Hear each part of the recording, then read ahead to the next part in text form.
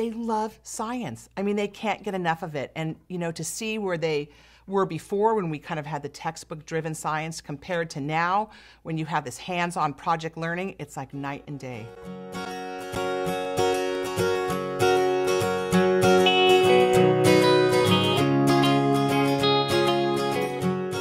Five, four, three, two, one, zero. Wait, let's do one at a time. Who's this? Our school got invited into it as a pilot school. Exploratorium had this program, and Verano was asked to be a pilot school. So we've been doing this program since day one, and it's been an amazing experience for the kids. They get so excited every time you say we're going to do science, because it's hands-on and it's letting them use their creativity with what they've learned. But you know, there's no right or wrong, and they just get to create. Ready? I'm going to take this out. It's Erica's turn now. Go ahead, Erica.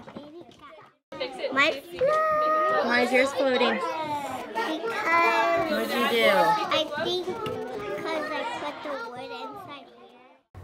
I tested it and it floated. But when I put a lot of water in it, it sinks. See, it goes like this on the ground because I put a lot of water in it. Look, can you see in between your two plastic lids what happened? What Exploratorium work has done is it's given language an important vehicle. So science has been driving the language. The language has so much more meaning when it's tied into something that's important to the students. Students really want to learn the language because they want to be able to explain what's going on with the science that they're doing. Okay. Look at that one. I know. We're going to start a new science inquiry, and this one is on colored light. So what I want to do before we get started, I want to know 85% of our kids come in speaking Spanish as their primary language, and also 85% of the kids are on free reduced lunch. So we have it's a high poverty area. Last time that I was in my car, I had a shirt with like... We have an organization called ELAC, which is an organization of Latino parents. And we took an inquiry to the parents and let them experience what their kids were doing in class. Every time when it's on the light, it shows a reflection of the color. Like if it was orange, it would show the color reflection.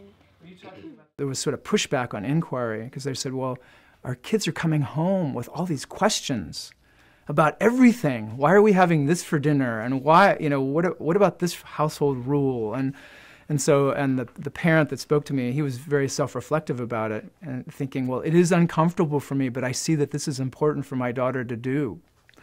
That this is important for her as in her growth. Okay. Look at that one. At the beginning of the year, we do sort of it's a writing sample. So let's say the very first inquiry that the kids do on shadows, after they're finished with it, we'll ask them a pretty open-ended question like, tell in words and pictures what you know about shadows. And we hope that that's an authentic enough entree so that the kids will offer, you know, we're not telling them to do a drawing and we're not telling them what experiments to talk about. We want to see what they're going to offer us, what stuck. And so then we return to that question later in the year to see what else the kids are talking about. By the end of the year, when we return and have them write about reflected light, let's say in this case, they'll write pages with, and they'll give us, you know, illustrated diagrams showing what they did and talking about the experiment that they designed themselves with their partners. They'll also share an experiment that they did with the class.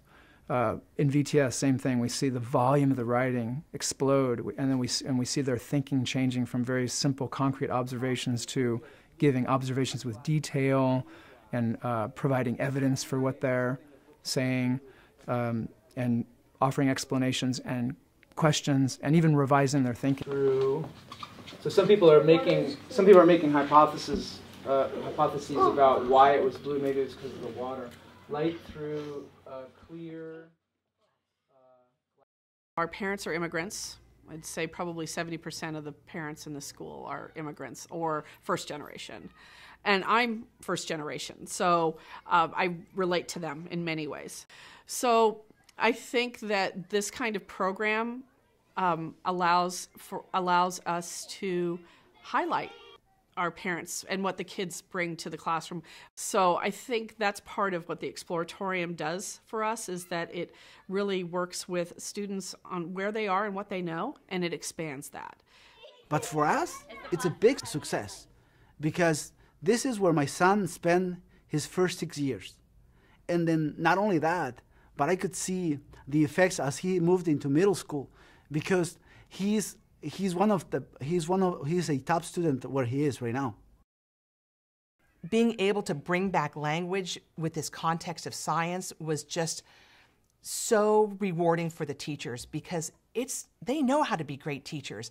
And I feel like it's reinvigorated them. It's made them just love the work that they're doing, because the kids love it and they get to do this hands-on inquiry-based science.